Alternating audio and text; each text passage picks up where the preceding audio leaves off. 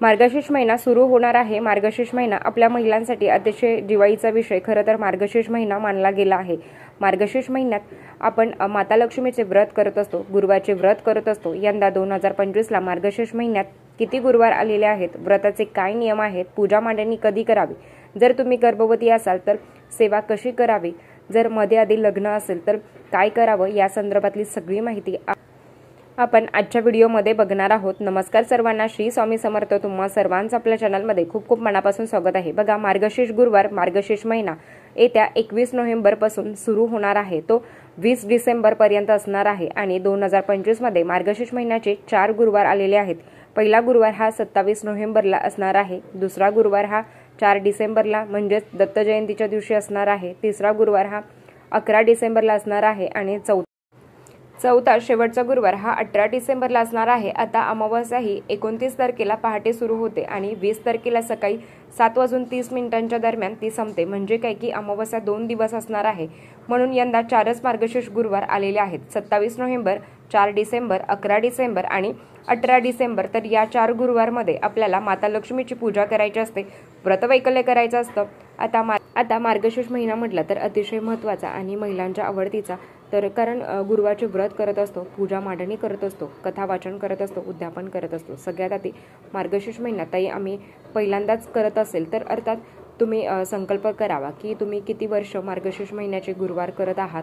तर बरेच जर तुमची इच्छा असेल की मला करायचे आहे तर तुम्ही संकल्प करू शकता आणि अगदी तुम्ही पहिल्यांदा जरी गुरुवार करणार असाल तरी सुद्धा तुम्ही संकल्प करा। तर त्या संदर्भातली सविस्तर माहिती मी लवकरच तुमच्यासोबत शेअर करेल। आता मार्गशीर्ष महिना गुरुवार असणार आहे तर त्याच्यामध्ये लग्न पण आलेले आहेत। तर पहिला जर मार्गशीर्ष महिना हा 27 तारखेला आहे तर ताई मार्गशीर्ष महिन्याचे उपवास करत असताना आम्ही प्रेग्नेंट आहे तर उपवास करावाच लागतो का, फक्त पोथी वाचली तर नाही चालत का? तर बघा, जर तुम्ही गर्भवती असाल तर आता जगाच्या पाठीवर तुमची स्वतःची काळजी घेणं खूप महत्त्वाचं आहे। उपवास नाही धरला तरी चालेल, पण तुम्ही व्रताची मांडणी सेवा तुम्ही बिंदास करू शकता। दुसरं येतं ते महत्त्वाचं की ताई आम्ही विधवा आहे तर आम्ही पूजा करू शकतो का? तर हो, माता लक्ष्मीची पूजा कोणीही करू शकतो, अगदी पुरुष मंडळी सुद्धा मार्गशीर्ष महिन्याचे गुरुवारचे व्रत करतात। आता ताई मार्गशीर्ष महिन्याचे गुरुवारचे व्रत पण आहेत आणि 11 गुरुवार पण आहेत, तर 2 व्रत एका दिवशी कसे होतील? तर बघा, हा खूप मोठा संग्राम आहे, या संदर्भातली मी इन डिटेल माहिती लवकरच शेअर करेल। एक आता सांगते की जर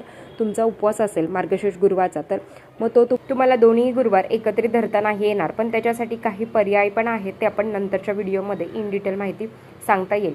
पण आता या मार्गशीर्षच्या संपूर्ण महिन्यामध्ये खरं तर मार्गशीर्ष महिना हा श्रावण महिना एवढाच पवित्र आहे। कृपया करून या मार्गशीर्ष महिन्याच्या कालावधीमध्ये घरात मांसाहार होणार नाही याची काळजी घ्यावी, कारण मल्हारी सप्तशती ग्रंथाचं पारायण करायचं असतं। आपल्याला षडरात्र उत्सव साजरी होणार आहे, दत्त जयंती आलेली आहे, मार्गशीर्ष गुरुवार सुद्धा असतात, म्हणून शक्यतो महिलांना सांगेल की घरात मांसाहार होणार नाही याची काळजी घ्यावी। आणि ताई आमच्या घरात मांसाहार होतो तरी सुद्धा तुम्ही गुरुवारचे व्रत करू शकता, कारण गुरुवारी खात नाहीत आणि जर तुम्ही स्वतः करणार असाल तर संपूर्ण मार्गशीर्ष महिना मांसाहार वर्ज्य करावा, मांसाहार खायचा नाही तर मग बुधवारी खायचं आणि गुरुवारी उपवास करायचा। मग अशाने तर उपवास करू नका। ताई व्रताचे काही नियम आहेत, उपवास धरावाच लागतो का? तर तुमच्या शरीराला झेपत नसेल, कुठल्या गोळ्या चालू असेल, कुठला त्रास असेल, मग तुम्ही उपवास नाही धरला तरी चालेल। पण खरं तर मार्गशीर्ष व्रताचे गुरुवारचे जे काही आपण व्रत करत असतो ना, फक्त फलाहार घेऊनच म्हणजेच फळे खाऊनच, चहा कॉफी पिऊनच करायचा असतो। पण काही ठिकाणी भगर खाल्ली जाते, काही ठिकाणी साबुदाणा खाल्ला जातो, तर काही ठिकाणी असं असतं की अगदी काही करत नाही, म्हणजेच ताई उपवास करू शकत नाही, पण हो आम्ही सेवा करू शकतो, व्रताची मांडणी करू शकतो, हरकत नाही। जर तुमच्या शरीराला जर कुठल्या अडचणी असेल, जर तुम्ही कुठले काही काम करू शकत नाही, तर तुम्हाला काही त्रास होत असेल, ॲसिडिटी होत असेल किंवा तुम्हाला खावंच लागतं, भगर खाल्ल्याने, साबुदाणा खाल्ल्याने तुम्हाला त्रास होत असेल, तर मग तुम्ही उपवास नाही धरला तरी चालेल, कारण आपलं शरीर जर चांगलं असेल तर आपण असे अनेक व्रत वैकल्य करत असतो।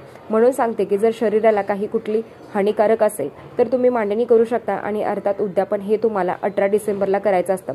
तर याच्यात नियम आहेत की फलाहारच घ्यावा, पण जर तुम्हाला त्रास होत असेल तर बऱ्याच ठिकाणी साबुदाणा पण खाल्ला जातो, काही ठिकाणी भगर पण खाल्ली जाते आणि ठिकाणी तर असं आहे की ताई नाही काहीच करू शकत नाही, फक्त आम्ही मांडणी करू शकतो। चालतंय ताई, पहिला गुरुवारी घरात लग्न आहे, दुसरा लग्न आहे, तिसऱ्या लग्न आहे, तर मग काय करायचं? तर बघा, एकच तुम्हाला सांगते, तर अगदी पहिला गुरुवारी मासिक धर्म जरी असेल तरी सुद्धा तुम्ही उपवास धरणार असाल मी 4 गुरुवार उपवास धरणार आहे, तरीही मला पहिला गुरुवारचा उपवास धरला जातो किंवा मग माझ्या घरातलंच लग्न आहे, तर मग मी अशा वेळेस काय करायचं, तर मग उपवास हा तुम्हाला धरावा लागेल.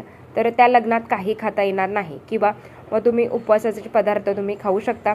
तर याच्यासाठी अजून एक पर्याय आहे की एखादा वर्ष तुम्ही न उपवास धरता, तर ताई मी प्रेग्नंट आहे पण आपण दरवर्षी उपवास धरतो, पण आता मला खावंच लागतंय, चालतंय, तुम्ही खाऊन पिऊन उपवास धरू शकता, सात्विक भोजन घ्यावं आणि मग तुम्ही उपवास धरू शकता. तर त्याच्याबरोबर आहे तर आपल्या शरीराला त्रास होईल असे कुठलेही प्रकार करायचे नाही आहेत.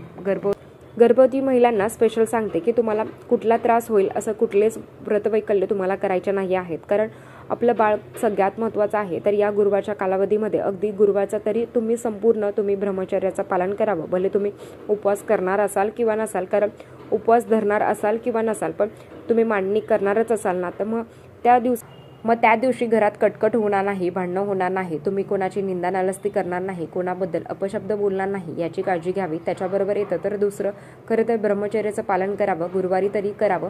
तर उपवास करणार असाल किंवा नसाल, कारण आपण मांडणी करणार आहोत म्हणून ब्रह्मचर्याचं पालन करणं हे प्रथम कर्तव्य आहे. आता बऱ्याच कमेंट अशा येतील की आम्ही उपवास करणार नाही आहे, पण मग आम्ही एरवी मांसाहार करू शकतो का? तर मी तुम्हाला तेच सांगितलं की मार्गशीर्ष महिना हा श्रावण महिना एवढाच पवित्र आहे. घरातल्यांनी जर घरातले खातच असतील तर त्यांना तुम्ही खाऊन द्या, पण तुम्ही मात्र मांसाहार न करण्याचा संपूर्ण महिनाभर प्रयत्न करा, कारण मार्गशीर्ष महिना हा माता लक्ष्मीसाठी आणि भगवान विष्णूंच्या सेवेसाठी तेवढाच महत्त्वाचा आहे. तर या महिन्यात दान धर्म करणं, चांगले कर्म करणं हे तेवढंच महत्त्वाचं मानलं गेलं आहे.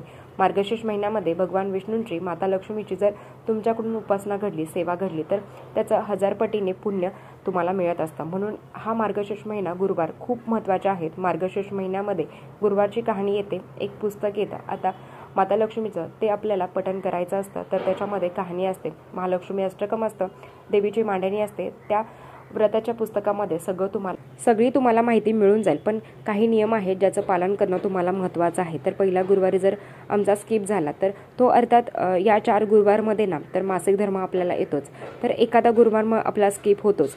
जर तुमचा 3रा गुरुवार जर स्किप झाला तरी पण मग तुम्ही 4थ्या गुरुवारला उद्यापन करू शकता. जर तुमचा पहिला गुरुवार जर तुमचा काही कारणाने, ताई आम्ही गावाला गेलो होतो, तो गुरुवार तुमचा जरी स्किप झाला, पण तुम्हाला जर तुम्ही उपवास करणार असाल तर तुम्हाला उपवास करावाच लागेल. आणि जर तुम्ही उपवास करणार नसाल तर मग तुम्ही घरी येऊन पण तुम्ही मांडणी करू शकता. आणि अगदी तुम्ही मांडणीसुद्धा करू शकत नाही की ताई आम्ही मांडणीसुद्धा करू शकत नाही, मग तो गुरुवार माता लक्ष्मीचं नामजप करावं, नामस्मरण करावं आणि दुसऱ्या गुरुवारी मग तुम्ही मांडणी करू शकता. किंवा मग तुमचा जर उपवास असेल, आधीच सांगते, जर पहिल्या गुरुवारी जर तुम्ही उपवास करणार असाल तर मग तुम्हाला पहिल्याच गुरुवारचा उपवास करावा लागेल. नाही तर मग आपलं असतं ना की ताई मग आता पहिल्या गुरुवारी आमच्याकडे लग्न आहे, मग आम्ही दुसरा गुरुवार धरू का? तर असं नाही चालत. पहिला गुरुवार जर धरणार असाल तर 4ही गुरुवार धरायचे आहेत आणि पहिला गुरुवार जर धरणार नसाल तर 4ही गुरुवार धरू नका. फक्त मग पूजा मांडणी करा, फक्त सेवा करा. आपण उपवास, आणि वास, तर याचा अर्थ काय? परमेश्वरच्या जवळ आपण वास करत असतो. तर तुमच्या काही अडचणी असेल तर उपवास म्हटलं तर मग आपण भरपूर असं खायचं आणि मग काही खायचंच नाही, मग आपल्या शरीराला त्रास होतं, मग आपण त्रास करून घेतो. मग अशा व्रताला काही अर्थ नाही. मग तुमचं शरीर चांगलं असेल, तुमचे कर्म चांगले असेल तर माता लक्ष्मी प्रत्येकाच्या घरात स्थायी स्वरूपात वास करते. आणि उपवास नसेल धरणं शक्य तर हरकत नाही, पण ज्या काही गोष्टी तुम्हाला सांगितलेल्या आहेत, ताई पहिल्या गुरुवारी मांडणी नाही केली, दुसऱ्या गुरुवारी करू शकते का? किंवा दुसऱ्या गुरुवारी मांडणी नाही झाली तर पहिल्या, 3ऱ्या, 4थ्या गुरुवारी तुम्ही करू शकता. पहिल्या, 2ऱ्या गुरुवारी मांडणी नाही झाली तर 3ऱ्या, 4थ्या गुरुवारी तुम्ही करू शकता.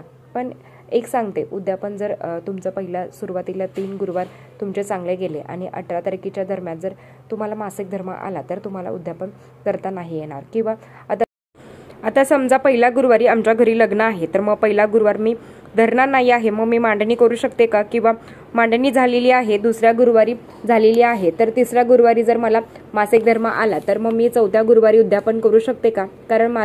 कारण मार्गशीर्ष व्रताचे उद्यापन हे 4थ्या गुरुवारी करायचं असतं, शेवटच्या गुरुवारी करायचं असतं. पण शेवटच्या गुरुवारी नाही, मला अडचण आली, काही पण गावाला गेलो किंवा काही झालं तर मग जेव्हा काही पौष महिना येतो ना तर तेव्हा मी ते उद्यापन करेल. पण पण मार्गशीर्ष गुरुवारच्या व्रताचे उद्यापन हे मार्गशीर्षच्याच गुरुवारी करायचं असतं. भले मग पहिला गुरुवार गेला, दुसरा गुरुवार गेला, तिसरा गुरुवार गेला, हरकत नाही, पण तुम्ही शेवटच्या गुरुवारी उद्यापन करू शकता. पण जर शेवटच्या गुरुवारी काही तुम्हाला अडचण आली तर मग तुम्ही पौष महिन्यातल्या गुरुवारी उद्यापन करावं लागेल. तर चला, आजच्यासाठी इतकंच. आजचा व्हिडिओ इथेच थांबवते. आवडला असेल तर लाईक, शेअर, सबस्क्राईब. परत भेटूया अशाच नवीन व्हिडिओ सोबत. तोपर्यंत धन्यवाद. श्री स्वामी समर्थ.